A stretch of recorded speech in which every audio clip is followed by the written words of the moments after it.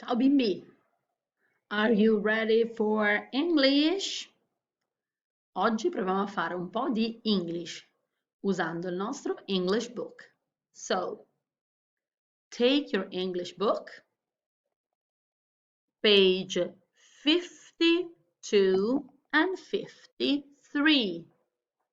There is a story, the story of Robin Hood.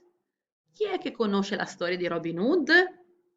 Sapete però che Mr. Green ci cambia un po' la storia, ce la trasforma perché ci vuole insegnare delle cose.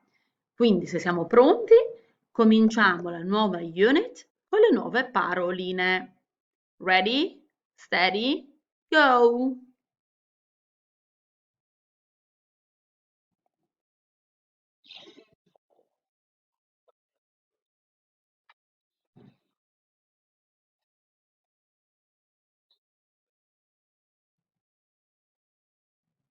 Repeat.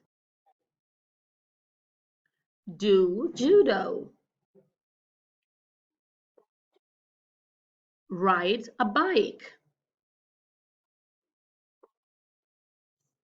Ride a horse. Play volleyball.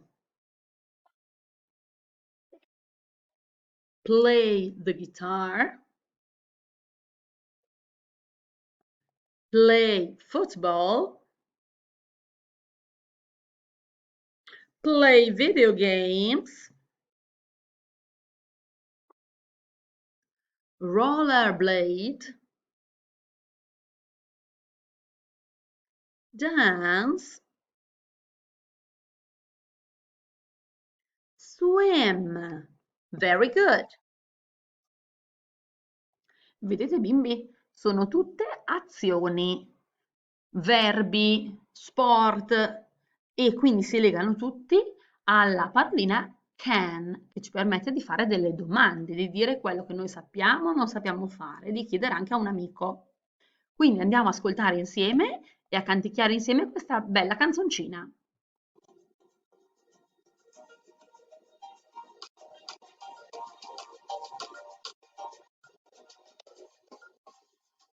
Ride a horse. Yes, I can. What about you? What can you do?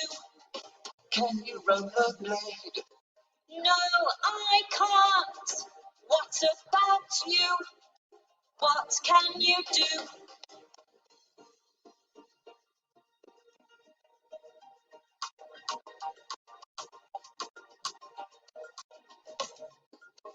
Can you ride a bike?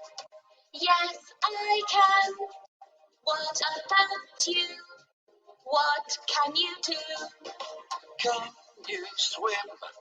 No, I can't. What about you? What can you do?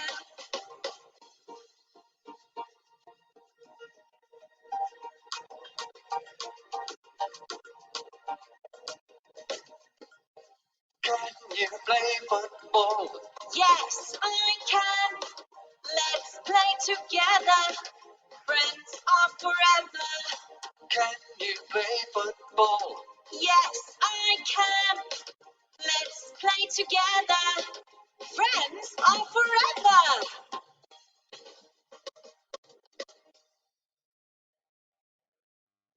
Allora, andiamo a prendere l'evidenziatore, bimbi. Vediamo se riesco a farle in contemporanea con voi. Andiamo a colorare le domande che iniziano con can. Can you ride a horse? Sai cavalcare?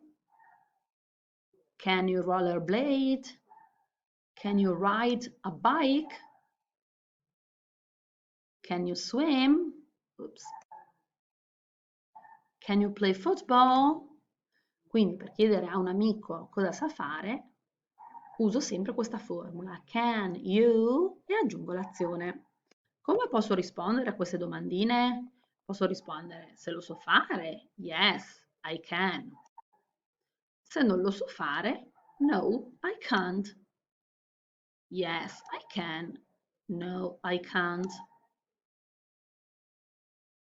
Quindi andiamo a evidenziare queste semplici frasettine che comunque un po' conoscevamo già, è vero bimbi?